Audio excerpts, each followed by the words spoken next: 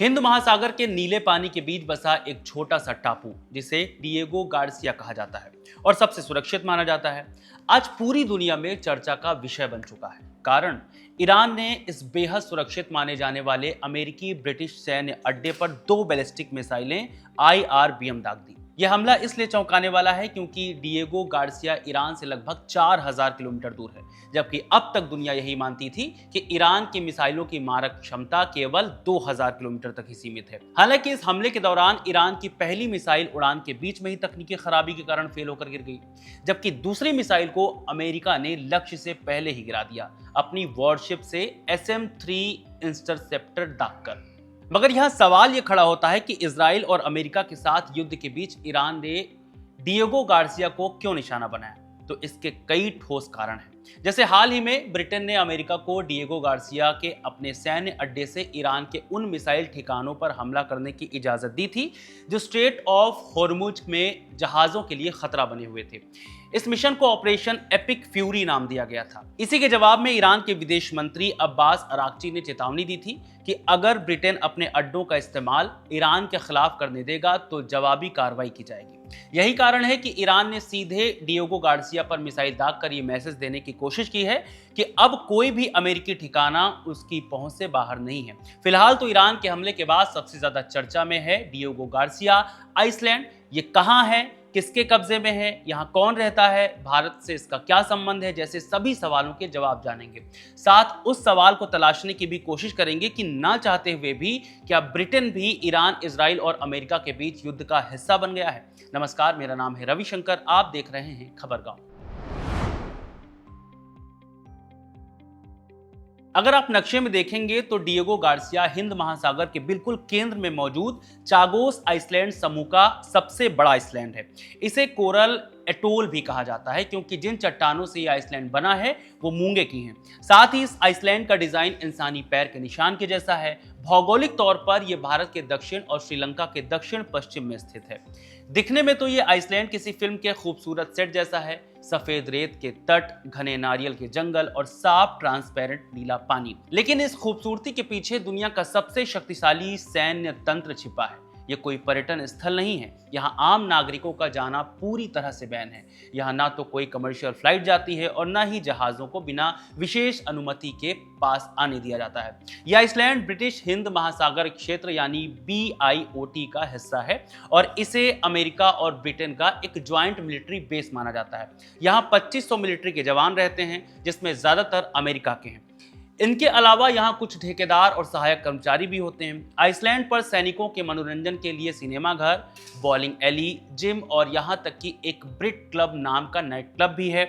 यहाँ चलने वाली बसें अमेरिकी स्कूल बसों जैसी दिखती हैं और लेन देन के लिए अमेरिकी डॉलर का इस्तेमाल होता है।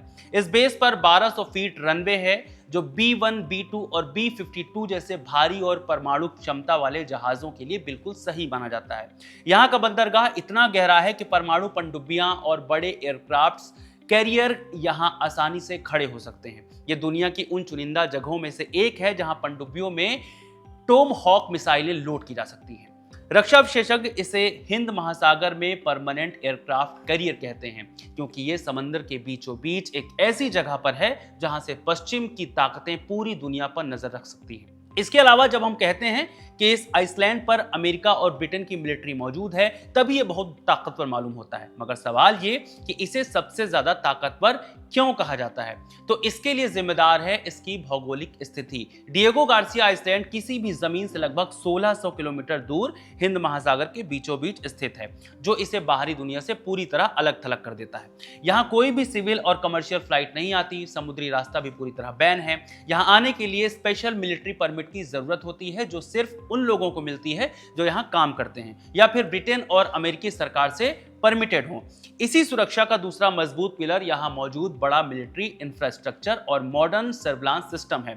डिएगो गार्सिया में 12000 फीट लंबा रनवे है जहां से दुनिया के सबसे घातक परमाणु बमवर्षक विमान जैसे B1, B52 और स्टेल्थ B2 उड़ान भर सकते हैं। यह आइसलैंड अमेरिकी स्पेस फोर्स के लिए सैटेलाइट ट्रैकिंग और मॉनिटरिंग का एक महत्वपूर्ण केंद्र भी है, जिससे स्पेस से भी दुश्मन की हर हरकत पर नजर रखी जाती है।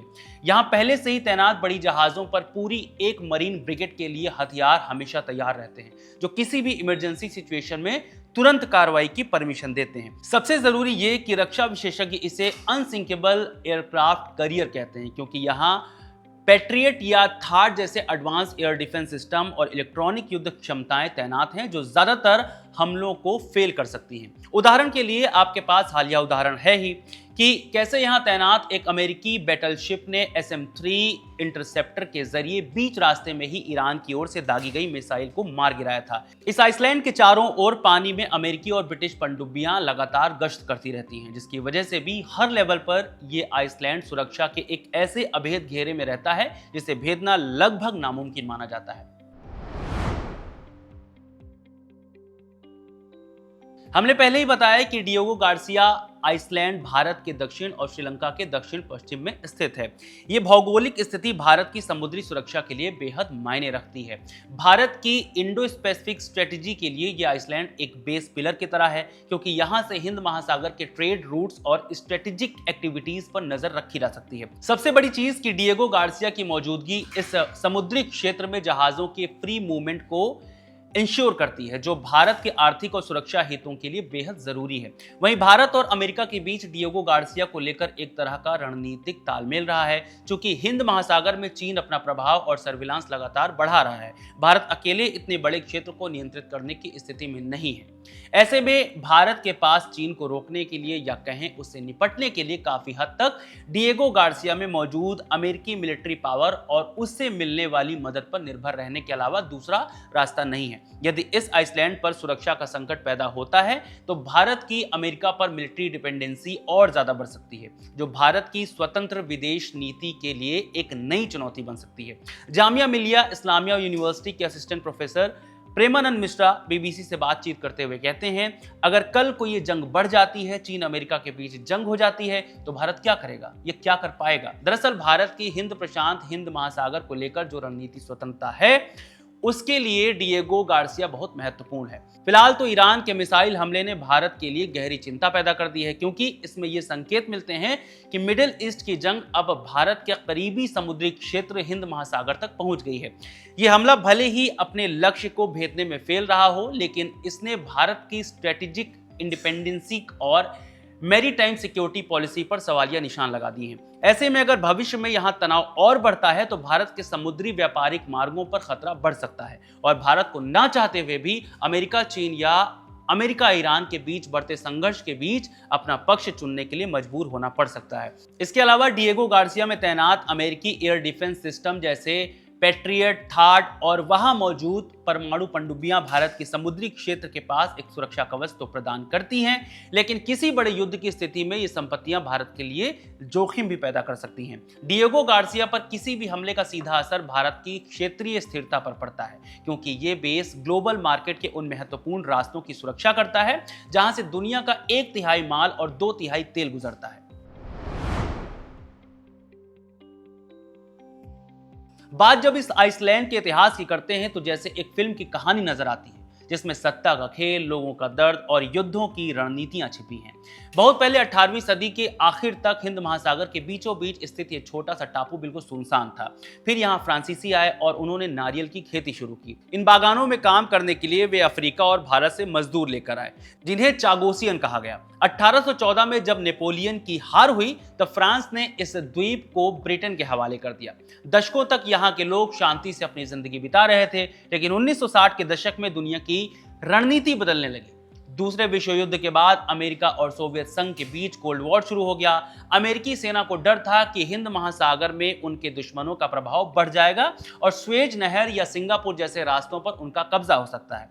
उन्हें एक ऐसी जगह चाहिए थी जो समुद्र के बिल्कुल बीच में हो और जहां से वे हर तरफ नजर रख सकें। डिएगो गार्सिया इसके लिए बिल्कुल फिट था। 1966 में ब्रिटेन ने इस आइसलैंड को 50 साल के लिए अमेरिका को लीज पर दे दिया, लेकिन यहां एक बड़ी समस्या थी, वहां रह रहे लोग। बेस बनाने के लिए 1968 से 1973 के बीच ब्रिटेन ने एक बहुत ही निर्दयी कदम उठाया। उन्होंने वहां के 1500 से 2000 स्थानीय निवासियों को जबरन उनके घर से निकाल दिया, उन्हें बिना किसी खास मदद के मॉरिशस और सेशल्स भेज दिया। यहां तक कि उनके पालतू जानवरों को भी मार दिया गया ताकि लोग वापस आने की जिद न करें। इस घटना को डिएगो गार्सिया के इतिहास का सबसे काला अध्याय माना जाता है। 1979 में जब ईरान में क्रांति हुई और मिडिल ईस्ट के हालात बिगड़े तो अमेरिका ने इस बेस को और भी खतरनाक बना दिया। यहां 12,000 फुट का लंबा रनवे बनाया गया जहां भारी भरकम B-52 और स्टेल्थ बॉम्बर B-2 उतर सके। बड़ी पनडुब्बियों के लिए बंदरगाह बनाए गए। इसी आइसलैंड से अमेरिका ने 1991 के खाड़ी युद्ध, 2001 के अफगानिस्तान हमले और 2003 के इराक युद्ध में अपनी ताकत दिखाई। यही कारण है कि इसे अनसिंकेबल एयरक्राफ्ट कैरियर कहा जाता है, क्योंकि ये समुद्र के बीच में एक परमानेंट ठिकाना है। लीज पर लिए गए इस आइसलैंड पर अमेरिका का कब्जा बना रहा, लेकिन दूसरी ओर कानूनी विवाद भी चलते रहे। मई 2025 में एक बड़ा बदलाव आया। ब्रिटेन ने माना कि इस आइसलैंड पर असली हक मॉरिशस का है और उन्हें सॉवरेंटी सौंप दी गई। इस करार के साथ कि डिएगो गार्सिया को 99 साल के लिए वापस ब्रिटेन और अमेरिका को लीज पर दे दिया जाए, जिसके बदले वे मॉरिशस को हर साल करीब 101 पाउंड मिलियन यानी 12.65 अरब रुपए देंगे। फिलहाल यही स्थिति बनी हुई है। चलिए अब आपको बताते हैं कि ये आइसलैंड कब कब चर्चा में रहा। मौजूदा हालातों से हर कोई वाकिफ है कि कैसे ईरान ने मिसाइल दाग दी। इससे पहले खाड़ी युद्ध 1991, अफगानिस्तान 2001 और इराक 2003 के दौरान भी ये आइसलैंड चर्चा में रहा था। इन सभी युद्धों के दौरान अमेरिका ने इस आइसलैंड को एक लॉन्च पैड की तरह इस्तेमाल किया और यहां से लंबी दूरी के विमानों ने हमले किए।